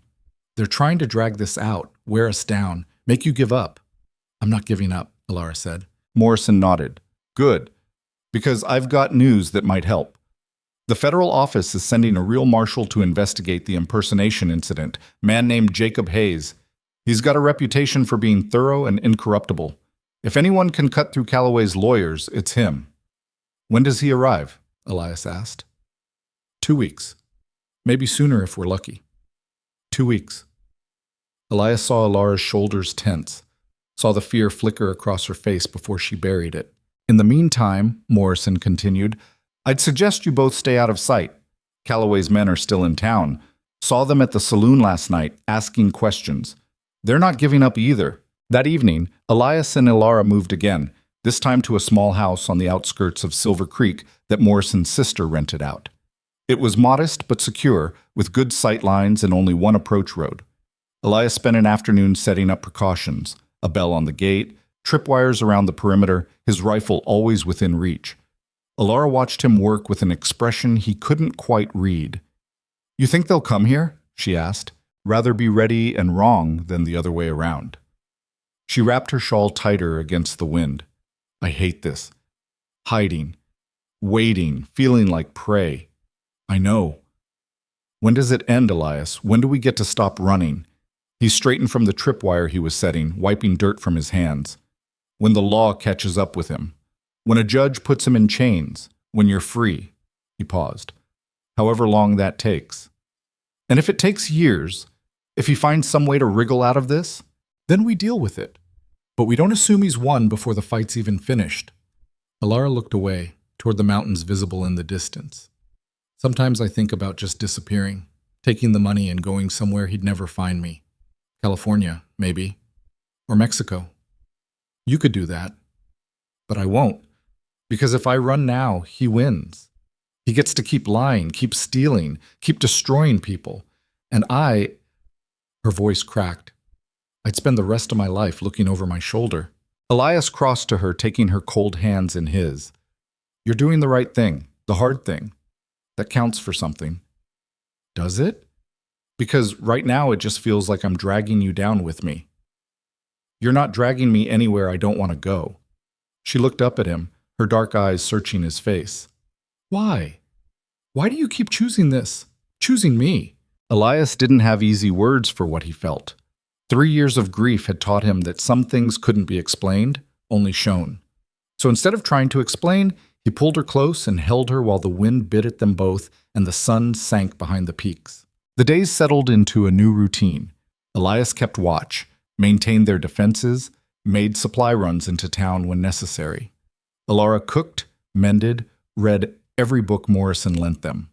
They were careful with each other, circling around the thing growing between them like people approaching a fire, wanting warmth, but afraid of burns. Nights were harder. Alara's nightmares came back, worse than before. She'd wake gasping, sometimes screaming, and Elias would be there, talking her down from whatever horror her mind had conjured. Tell me something real, she'd whisper in the dark. Something that proves this isn't another one of his tricks. So Elias would talk. About Sarah, about the farm he'd grown up on, about the first horse he'd ever broken. Small, true things. Anchors to pull her back. One night, about 10 days into their wait, Alara didn't wake screaming. Instead, Elias woke to find her sitting at the window, staring out at the moonlit yard. Can't sleep? He asked. Didn't want to. Every time I close my eyes, I see him. She hugged her knees to her chest. Richard, standing over me, telling me I'm worthless, that no one will believe me, that I belong to him. Elias sat beside her on the floor. He's not here. I know. But he's in my head. He put himself there, piece by piece, year after year, and I don't know how to get him out. Time, maybe, and distance, and proving him wrong. What if I can't prove him wrong? What if he's right? What if I am broken? What if... Stop. Elias took her face in his hands, forcing her to look at him. Listen to me. You're not broken. You're not worthless. And you sure as hell don't belong to anyone. You hear me? Alara's eyes filled with tears. How can you be so sure? Because I see you, the real you, not the person he tried to turn you into. His voice softened. I see someone strong enough to run when running was the only choice. Someone brave enough to fight when fighting seemed impossible. Someone who holds a gun steady when she's terrified, who stands in front of a judge and tells the truth even when lying would be easier. Elias, I'm not done. I see someone who makes terrible coffee but excellent bread. Someone who reads out loud when she thinks I'm not listening. Someone who cries for other people's pain but won't admit to her own. He brushed a tear from her cheek. I see someone I'd walk through fire for, and if Richard Callaway told you you're worthless, then Richard Callaway is a fool and a liar. Alara made a sound that was half laugh, half sob. She leaned into him, her forehead against his shoulder, and he held her while she cried, really cried, for the first time since he'd known her. Not the silent tears she tried to hide, but deep, wrenching sobs that shook her whole body. When she finally quieted, she didn't pull away. I think I'm falling in love with you, she whispered, and it terrifies me. Elias's heart stuttered. Why does it terrify you? Because the last time I loved someone, they used it to destroy me. And I can't. I'm not him, Elias said quietly. I know you've got no reason to believe that yet, but I'm not him. And I'll spend however long it takes proving it, if you'll let me. Alara pulled back just enough to look at him. In the moonlight, her face was pale and beautiful and heartbreaking. I want to believe you, she said. I want that more than anything. Then believe me. Or don't. Either way, I'm still here. She kissed him then, tentative at first, testing, then deeper when he didn't pull away. It wasn't perfect. Their noses bumped. Her tears made everything salt slick, but it was real and honest and entirely theirs. When they broke apart, Alara was smiling. A real smile, small and fragile but genuine. That was my first kiss in 3 years, she said. First one I actually wanted. Was it all right? It was better than all right. They stayed at the window until dawn, talking quietly, learning the shape of each other's silences. And when the sun came up, something had shifted between them. The careful distance was gone, replaced by something warmer and more solid. 2 days later, Marshal Hayes arrived. He was younger than Elias expected, mid-30s, with sharp eyes and a no-nonsense manner. Morrison introduced them in his office, and Hayes got straight to business. I've read the statements, he said, reviewed the documents, and I've been asking questions back east. Richard Callaway is a well-connected man with friends in high places, but he's also sloppy, left a trail a blind man could follow. What kind of trail? Alara asked. Hayes pulled out a notebook. Wire transfers that don't match his books. Forged signatures on contracts. Witness testimony from his clerks about documents they were told to destroy. He looked at Alara. And a pattern of behavior toward you that several people noticed but no one reported. Servants, neighbors. Even his business partner mentioned that you seemed nervous around your husband. Will they testify? Elias asked. Some will. Some won't. They're afraid of him. But I've got enough to bring charges. Multiple counts of fraud, embezzlement, and now federal crimes related to the fake warrant. Hayes closed his notebook. I'm issuing an arrest warrant for Richard Callaway and for the men who impersonated federal officers. Alara's hand found Elias's, gripping tight. When? Warrant goes out today. If Callaway's smart, he'll turn himself in. Get a lawyer. Try to make a deal. And if he's not smart? Hayes's expression hardened. Then I'll bring him in myself, one way or another. That night, Elias couldn't shake the feeling that something was wrong. He checked the perimeter 3 times, finding nothing, but the unease stayed with him, settling in his gut like a stone. Around midnight, the warning bell on the gate rang. Elias was up and armed in seconds, moving to the window. Alara stood behind him, her face pale. How many? She whispered. Can't tell. Stay here. Elias, stay here. He moved to the door, easing it open. The yard was dark, the moon hidden behind clouds. The bell rang again, insistent. Then a voice called out, Elias Varn, I know you're in there. Elias felt his blood go cold. He knew that voice, knew it from Alara's descriptions, from the arrogant confidence that dripped from every word. Richard Callaway had come himself. I'm not here to fight, Callaway called. "I just want to talk to my wife. 5 minutes, then I'll leave peacefully." Elias looked back at Alara. She'd gone white as snow, her whole body trembling. "Don't," she said. "Please don't let him near me." "I won't." Elias moved to the window, rifle in hand. "You need to leave, Callaway. There's a warrant out for your arrest. Best thing you can do is turn yourself in." A warrant based on lies and forged documents. Callaway's voice was smooth, reasonable. "I'm a victim here, Mr. Varn. My mentally unwell wife stole from me and ran. All I want is to bring her home, get her the help she needs." "She doesn't need your help. She needs you gone." "Let her tell me that. Let me see her. Speak to her. If she still wants to stay with you after that, I'll go. You have my word." Elias looked at Alara again. She was shaking her head, tears streaming down her face. "Your word doesn't mean anything," Elias called back. "Now leave, before this gets ugly." There was a pause. Then Callaway's voice changed, still smooth, but with an edge underneath. "I'm trying to be reasonable, Mr. Varn, but I can be unreasonable too. I have 10 men with me, armed men. You're outnumbered and outgunned, so I'm going to give you one more chance. Send my wife out, or we come in and take her. Come ahead and try." Elias heard movement in the darkness, boots on gravel, the click of hammers being pulled back. He counted shadows. Callaway hadn't been lying, at least 8 men, maybe more. "Elara," he said quietly, not looking away from the window. "There's a root cellar behind the pantry. Get down there. Lock it from inside. Don't come out until you hear my voice. Understand? I'm not leaving you to do it now." For once she didn't argue. He heard her move, heard the scrape of the cellar door opening. Then silence. Elias took a breath, steadying himself. 8 against 1. Bad odds. But he'd faced worse and lived, and these men weren't soldiers. They were hired guns. Professionals, maybe, but professionals got sloppy when they thought they had the advantage. "Last chance, Varn," Callaway shouted. "Send her out, or—" Elias fired through the window, not at anyone, just a warning shot into the dirt. The crack of the rifle split the night. "Next one's through a chest," he shouted back. "Leave now or start counting your dead." The response was immediate. Gunfire erupted from multiple directions, bullets punching through the thin walls of the house. Elias dropped flat, rolling away from the window. Glass shattered, wood splintered, the air filled with smoke and noise. Elias crawled to a different window, rose just high enough to aim, and fired. One of the shadows went down with a cry. He dropped again, moving before return fire could find him.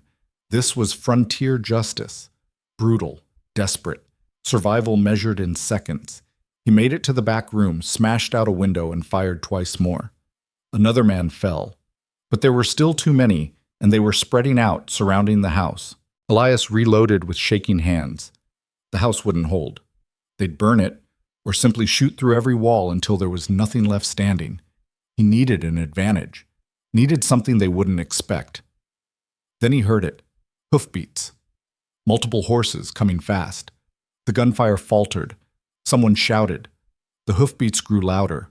Elias risked a look through the shattered window and saw them, Marshal Hayes and 6 deputies, riding in with rifles raised. Behind them, more men, townspeople, farmers. Even Walt Kerrigan from Copper Ridge, looking grim and determined. "Federal Marshal," Hayes's voice boomed through the night. "Drop your weapons. You're surrounded." For a moment, nobody moved. Then one of Callaway's men threw down his gun and raised his hands. Another followed, then another. Richard Callaway stood in the center of the yard, perfectly still. Even in the darkness, Elias could see the fury radiating off him. "This isn't over," Callaway said. Hayes dismounted, walking straight up to him.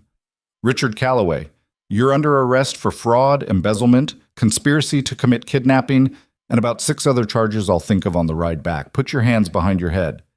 You have no idea who you're dealing with." "I know exactly who I'm dealing with. A criminal, a coward, and a man who just made the stupidest decision of his life." Hayes grabbed Callaway's arm, forcing him around. "I asked nicely. Now I'm telling you. Hands behind your head." Callaway complied, but the look he shot toward the house was pure venom. "Tell my wife this isn't finished. Tell her she'll never be free of me." "I'll tell her you're going to prison," Hayes said, snapping cuffs on him. "Where you belong." Elias lowered his rifle, his hands still shaking from adrenaline. He watched as Hayes and his deputies rounded up the rest of Callaway's men, disarming them, binding their hands. The whole thing took maybe 10 minutes. Then they were gone, riding back toward Silver Creek with their prisoners in tow. Walt Kerrigan stayed behind, dismounting slowly. He looked at the bullet-riddled house and whistled low. "Hell of a night," he said. Elias stepped out onto the porch. "What are you doing here, Walt?" "Morrison sent word that trouble might be coming, asked for volunteers." Walt shrugged. "Figured you could use the help. Besides..." He looked uncomfortable. "I was wrong about you. About her. Should have minded my own business back in Copper Ridge. Water under the bridge. Maybe. But I wanted to say it anyway." Walt mounted up again. "You two take care, and if you need anything at all, you let us know." He rode off before Elias could respond. Elias went back inside and opened the cellar door. "Elara? It's safe. You can come out." She emerged slowly, her face streaked with tears and dirt. When she saw him, she ran to him, throwing her arms around his neck. "I heard the gunshots. I thought they'd killed you." "I'm all right. Little banged up, but all right." "Richard?" "Arrested. Hayes took him. Took all of them." Alara pulled back, her eyes wide. "He's really gone? He's really gone." She started to shake, her whole body trembling with reaction. Elias guided her to a chair before her legs gave out. He poured her water from the pitcher, miraculously unbroken, and made her drink. "It's over," she whispered. "It's really over." "Not quite. There's still the trial. But the hard part, the running, the hiding, yeah, that's over." Alara looked around at the destroyed house, shattered windows, splintered walls, bullet holes everywhere. "We can't stay here." "No. But Morrison's sister has another property. Bigger, safer. We can move there tomorrow." "And then what?" Elias knelt in front of her, taking her hands. "Then we wait for the trial. We testify. We watch Richard Callaway get what he deserves. And then..." He paused. "Then we figure out what comes next." "Together?" "If you want." Alara's eyes filled with fresh tears, but she was smiling. "I want." They spent the rest of the night cleaning up what they could, boarding over the worst of the damage. By dawn, the house looked like a war zone, but they'd salvaged what mattered: the documents, their belongings, each other. Morrison arrived mid-morning with a wagon. "Heard you had some excitement." "Could say that," Elias replied. "Hayes got Callaway to Silver Creek. He's in a cell, awaiting transport to the territorial prison. His lawyers are already screaming about illegal detention and improper procedure." "Will it work?" Alara asked. "Not a chance. Hayes did everything by the book. And with the charges stacking up, plus about a dozen witnesses to last night's assault, Callaway's not talking his way out of this one." Morrison helped them load the wagon. "Trial's set for 6 weeks from now, federal court in Denver. You'll both need to testify." "We'll be there," Elias said.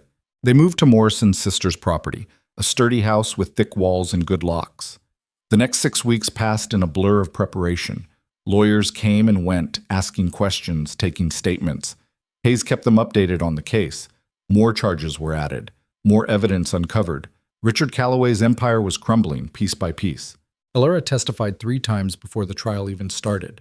Depositions, preliminary hearings, meetings with prosecutors. Each time was hard. Each time she came back exhausted and shaken. But each time she was a little bit stronger. Elias was there for all of it, standing beside her, holding her hand when the memories got too sharp, reminding her that she was believed, that she mattered, that she was winning. 2 weeks before the trial, Alara received a letter. It was from her father's old law firm, forwarded through multiple channels before finally reaching her. The partner who'd written it expressed shock at what had happened, apologized for not recognizing the signs sooner, and included documentation proving that her inheritance, all of it, was legally hers. Richard had no claim to it, never had. That night, Alara sat at the table with the letter in front of her, crying quietly. "I thought I'd lost everything," she said. "Everything my father built, everything he wanted me to have." "You didn't lose it. You saved it." Elias sat beside her. "Your father would be proud of you." "You think so?" "I know so. You fought for what was yours, for what was right. That takes courage most people don't have." Alara wiped her eyes. I couldn't have done it without you. Sure you could. You're stronger than you think. Maybe. But I'm glad I didn't have to find out.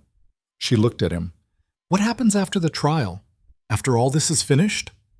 Elias had been thinking about that. Thinking about it a lot. Depends on what you want. What I want is... She hesitated. I want to build something good, something that lasts. But I don't want to do it alone. You won't be alone. I'm with you. Whatever you want to build, wherever you want to go. Even if I want to go back to Copper Ridge? That surprised him. Why would you want to go back there? Because it's where this started. Where you gave me a chance when no one else would. And because, she smiled, because I think we could make something beautiful out of that harsh place. A school, maybe. A community. Something that proves broken people can build something whole. Elias felt something warm unfold in his chest. A school. For children who need it, who don't have anywhere else to go, taught by someone who understands what it's like to feel worthless. Her eyes were bright with the idea, and run by a man who knows how to survive when survival seems impossible. That's a big dream. I have the money for it. Thanks to my father, and thanks to Richard's fraud being exposed, I'll have more. Restitution. Seized assets. She took his hand. I want to use it for something that matters. Something that would make my father proud. Something that would prove Richard didn't break me. Elias looked at their joined hands, thinking about the woman in the sack who'd arrived in Copper Ridge months ago, thinking about how far she'd come, how much she'd survived. Then that's what we'll do, he said. We'll build your school. Alara's smile was the most beautiful thing he'd ever seen. The trial began on a cold morning in Denver. The courtroom was packed. Journalists, lawyers, curious onlookers. Richard Callaway sat at the defense table in an expensive suit, looking every inch the respectable businessman. But when his eyes met Alara's across the room, the mask slipped. Just for a second. Just long enough for everyone to see the rage underneath. Alara didn't look away. She stared right back, her chin raised, her hand steady in Elias's. The prosecution laid out their case methodically. Documents, testimony, evidence of fraud so extensive it made the judge's eyebrows climb. Richard's lawyers objected, deflected, tried every trick they could think of, but the facts were damning. On the third day, Alara took the stand. She told her story calmly, clearly. 6 years of psychological torture, of being told she was crazy, worthless, broken, of discovering the theft and running for her life, of everything that came after. Richard's lawyers tried to break her, suggested she was delusional, that she'd misunderstood, that she'd been the one stealing. But Alara didn't break. She answered every question with the same steady certainty. And when they finally ran out of questions, she looked directly at Richard and said, I'm not afraid of you anymore. You don't own me. You never did. And when this is over, I'm going to build something beautiful out of the ashes you left behind. Something you can't touch. Something that proves you failed. The jury deliberated for 4 hours. When they came back, the verdict was unanimous. Guilty. On all counts. Richard Callaway was sentenced to 15 years in federal prison. His assets were seized, his reputation destroyed. The man who'd controlled everything lost it all.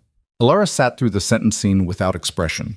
But when it was over, when the judge's gavel fell and Richard was led away in chains, she turned to Elias and buried her face in his chest. It's over, she said. It's really, truly over. Elias held her close, feeling her tears soak through his shirt. You did it. You won. We won. And standing there in that Denver courtroom, surrounded by strangers and noise and the weight of justice finally served, Elias realized she was right. They'd won, together. They left Denver the next morning, riding west toward the mountains as spring crept across the valleys. The world looked different now, sharper, clearer, like someone had wiped away a film Alara hadn't realized was there. The weight she'd carried for 6 years was gone, and in its absence, she felt light enough to float. Elias noticed the change. She sat taller in the saddle, looked people in the eye when they passed other travelers, smiled more easily. The woman who'd arrived in Copper Ridge with a sack over her head was gone. In her place was someone stronger, someone who'd walked through fire and come out tempered instead of broken. You're staring, Alara said, without looking at him. Just noticing? Noticing what? that you look happy." She turned to him then, and her smile was genuine. "I am happy, for the first time in longer than I can remember." She paused. "It feels strange, like I'm waiting for something to ruin it." "Nothing's going to ruin it." "You can't promise that." "No," Elias admitted, "but I can promise that whatever comes, we'll handle it together. That's better than any guarantee." They rode in comfortable silence for a while, the horses finding their own pace. The mountain air was clean and cold, carrying hints of pine and snow melt. Somewhere nearby, a creek rushed over stones. "Tell me about the school," Elias said. "What you're imagining." Alara's eyes lit up. "I want it to be a place where children can learn without fear, where they're treated with dignity, not broken down and reshaped into what someone else thinks they should be." She gestured as she spoke, painting pictures in the air.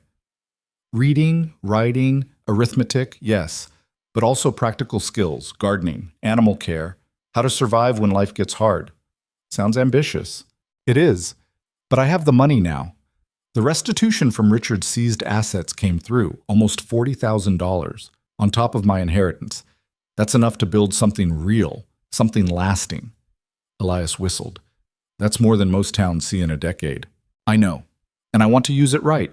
Not on luxury or comfort, but on something that matters." She looked at him seriously. "Will you help me?" "I don't just mean with the building, though I'll need that too.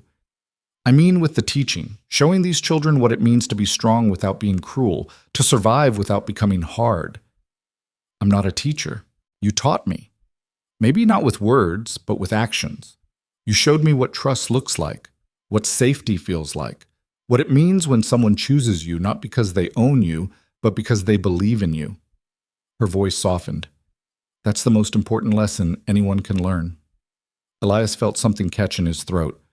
"I'm not sure I'm the man you're making me out to be." "You're exactly that man. You just don't see it yet."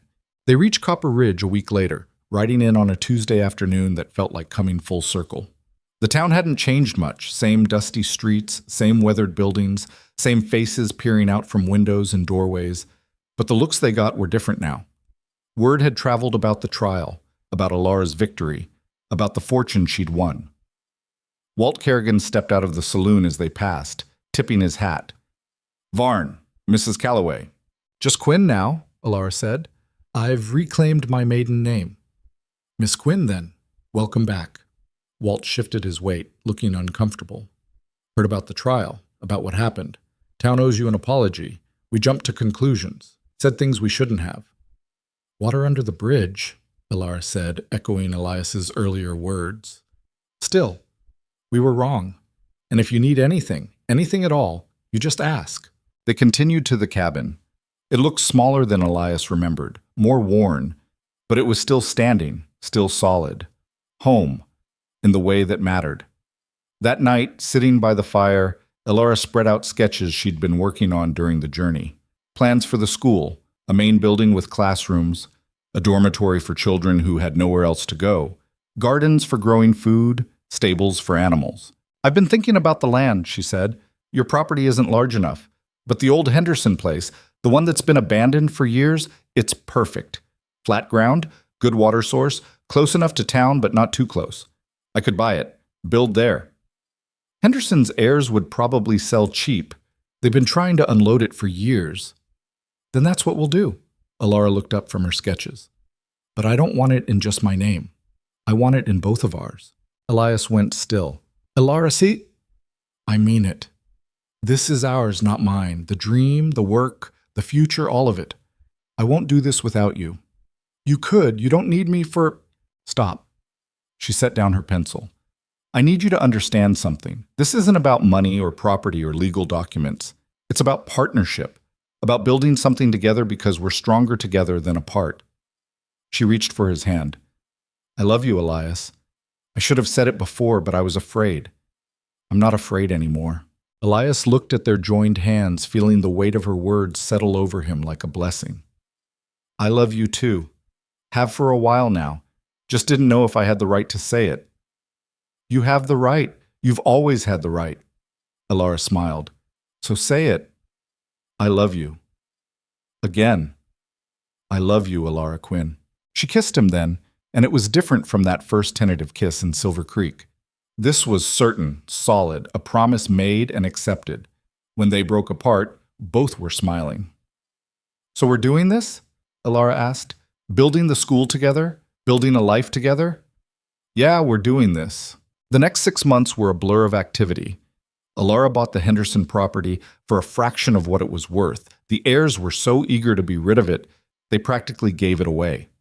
She hired workers from town and beyond, paying fair wages and treating them with respect. Word spread, and soon there was no shortage of men willing to work for the woman who'd stood up to Richard Callaway and won.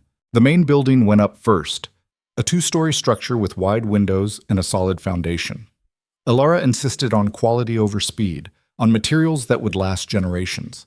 She was building something permanent, something that would outlive them both. Elias worked alongside the construction crews, lending his labor and his knowledge. He built the stables himself, working late into the evenings, making sure every joint was tight, every beam secure. This was his contribution, his way of making the dream real. Alara taught him to read better, sitting with him at night by lamplight, patient and encouraging. In return, he taught her to ride properly, to shoot straight, to read the weather and the land. They were teaching each other to be whole. The town watched the school rise with a mixture of curiosity and respect. Some people helped, bringing food, donating materials, offering advice. Others kept their distance, suspicious of change, but slowly, steadily, opinions shifted. Alara made a point of being visible, of talking to people, of explaining her vision. She wasn't hiding anymore. She was building in broad daylight, daring the world to watch. One afternoon, a woman came to the construction site with a girl of about 10.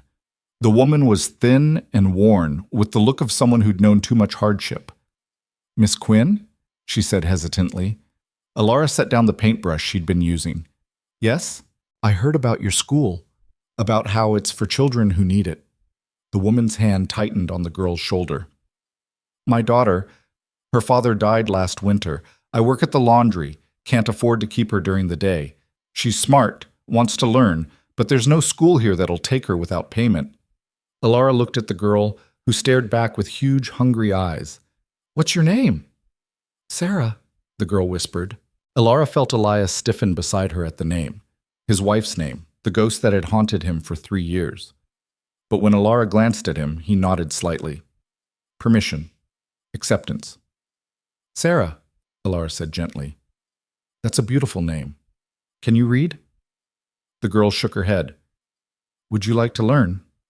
A vigorous nod. Alara smiled. "Then when the school opens, about 2 months from now, you'll be our first student. No payment required. That's not what this place is about." The woman's eyes filled with tears. "I don't know how to thank you. Just send her ready to learn. That's thanks enough." Word spread quickly after that. More parents came, asking questions, expressing interest. By the time the school was ready to open, Alara had 15 students enrolled. Children from families that couldn't afford traditional education, orphans from the surrounding settlements, even a few from Copper Ridge itself. The night before opening day, Alara stood in the empty classroom, running her hands over the desks Elias had built. Each one was solid and smooth, made to last. Books lined the shelves, purchased from catalogs, donated by Judge Morrison, collected from every corner of the territory. Elias found her there, lost in thought. "You nervous?" he asked. "Terrified," she admitted. "What if I'm not good enough? What if I can't give them what they need?" "You'll give them exactly what they need. Someone who believes in them. Someone who sees their potential instead of their problems." He put his arms around her from behind, resting his chin on her shoulder. "You'll be wonderful." "How can you be so sure?" "Because I've seen what you can do when you believe in yourself. These children, they're going to see it too." Opening day dawned bright and cold, with frost painting the windows silver. The 15 students arrived with varying degrees of excitement and nervousness. Sarah was there, clutching a slate and looking determined. A boy named Thomas, who'd lost his parents to fever. Twin girls whose father had abandoned them. Children who carried their own scars, visible and invisible. Alara stood at the front of the classroom, her heart pounding. For a moment she saw herself as she'd been, arriving in this town with a sack over her head, broken and afraid. Then she saw herself as she was now, standing tall, speaking clearly, believing in something bigger than her fear. "Good morning," she said. "My name is Alara Quinn. Welcome to the Copper Ridge Community School." The first day was chaotic. Children who'd never been in a classroom didn't know how to sit still. Some couldn't hold a pencil properly. Others were so hungry for knowledge they tried to learn everything at once. But Alara was patient. She broke down lessons into manageable pieces. She praised effort over perfection. She treated every question as important. Every child is worthy of respect. By the end of the week, something was taking shape. Not perfection. There were still disruptions, still struggles. But the beginnings of something real. A community of learners. Elias helped where he could. He taught the older boys practical skills, woodworking, animal care, basic repairs. He wasn't comfortable with book learning, but he knew how to teach by example, how to build confidence through competence. One afternoon, young Thomas approached him in the stables. "Mr. Varn, can I ask you something?"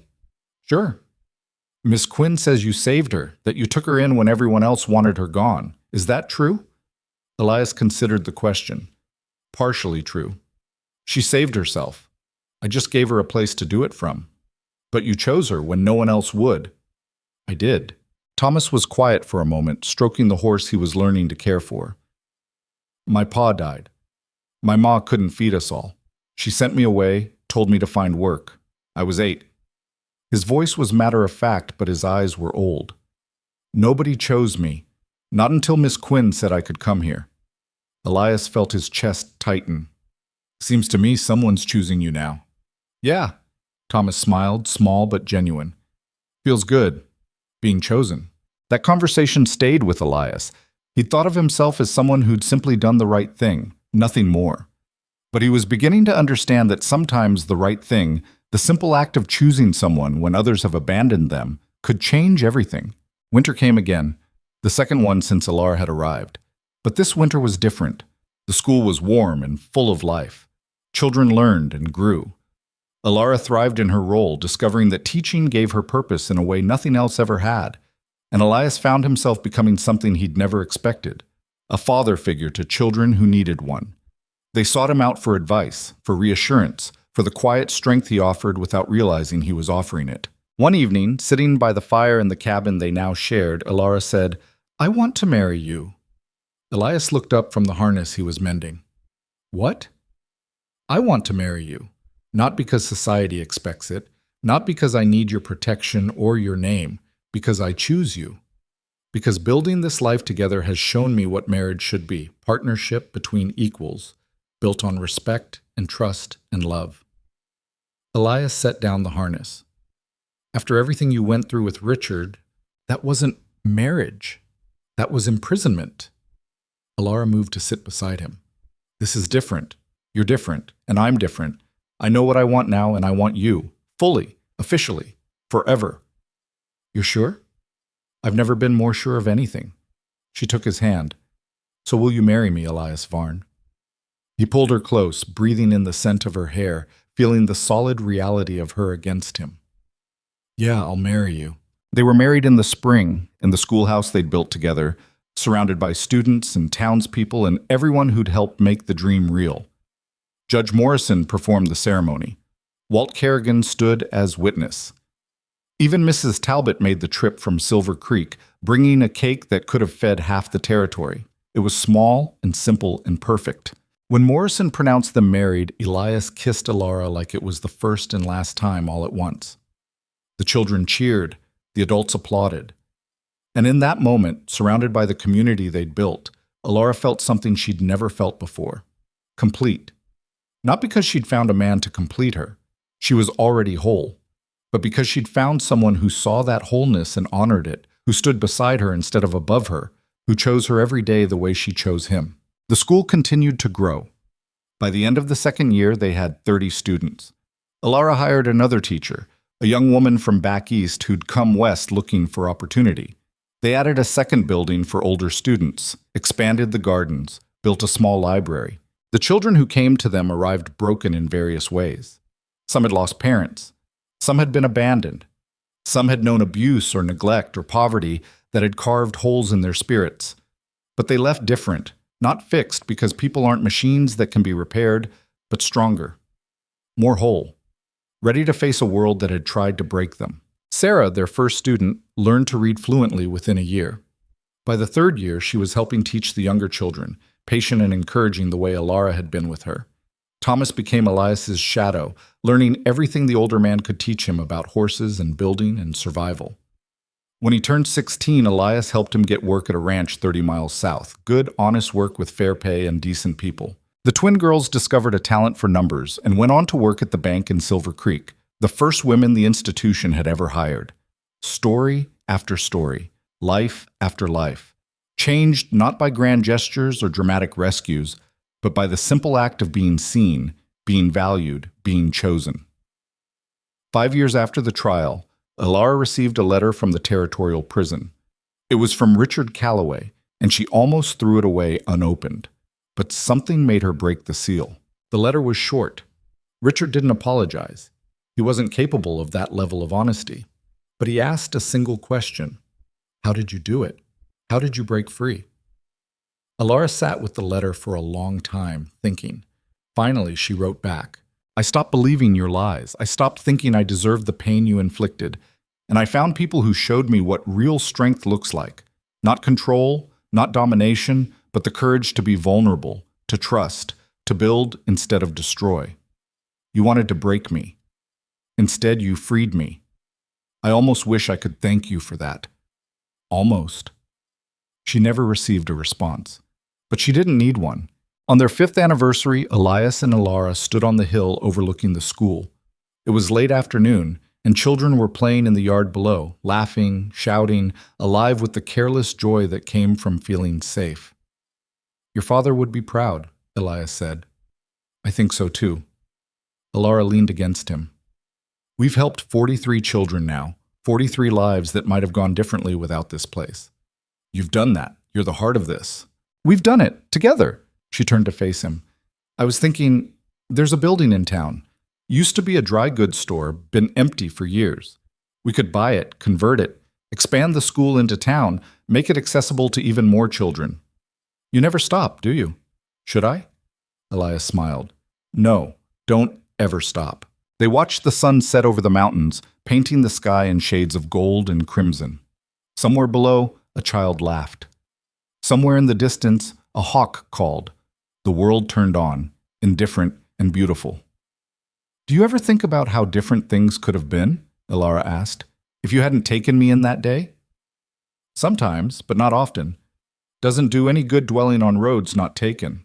I think about it. I think about where I'd be if you'd walked away.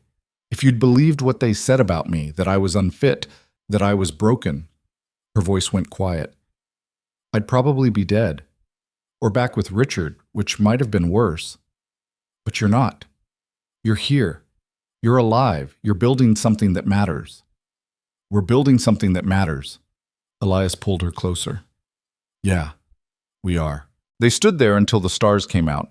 Two people who'd been broken by life in different ways, who'd found each other in the hardest of circumstances, who'd chosen each other every day since. They'd built something more than a school. They'd built a testament to the idea that people could heal, that trauma didn't have to be forever, that choosing someone, really choosing them, with intention and commitment and love, could change the world. Not the whole world, maybe, but the world for 43 children who'd needed someone to believe in them. The world for two people who'd needed to believe in themselves. And in the end, that was enough. More than enough. That was everything. Years later, when Alara was old and the school had educated hundreds of children, when she looked back on her life, she wouldn't remember the pain of those 6 years with Richard. She wouldn't remember the terror of running, the fear of being caught, the humiliation of arriving in a sack. She'd remember a man who chose her when no one else would. She'd remember building something beautiful from ashes.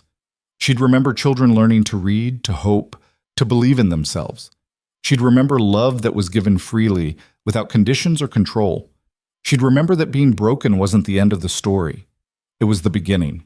And she'd remember that sometimes the most powerful thing a person can do is simply refuse to give up, on themselves, on others, on the possibility that tomorrow might be better than today. That was the lesson she taught every student who walked through her doors. That was the legacy she built with Elias, brick by brick, year by year, life by life. Some people are broken by their circumstances. Others are forged by them. Elara Quinn chose to be forged, and in doing so, she proved that even the darkest chapters don't have to define the whole story. That redemption is possible. That love, real love, the kind built on respect and trust and choosing each other every single day, can heal wounds that seem permanent. That was her truth. Hard won, hard fought, undeniably hers. And when she died, decades later, surrounded by the family she and Elias had built, not just biological children, but the countless lives they'd touched, the students who'd become teachers themselves, the broken children who'd grown into whole adults, her last words were simple. I was chosen, and I chose back. That made all the difference. It was enough. It was everything.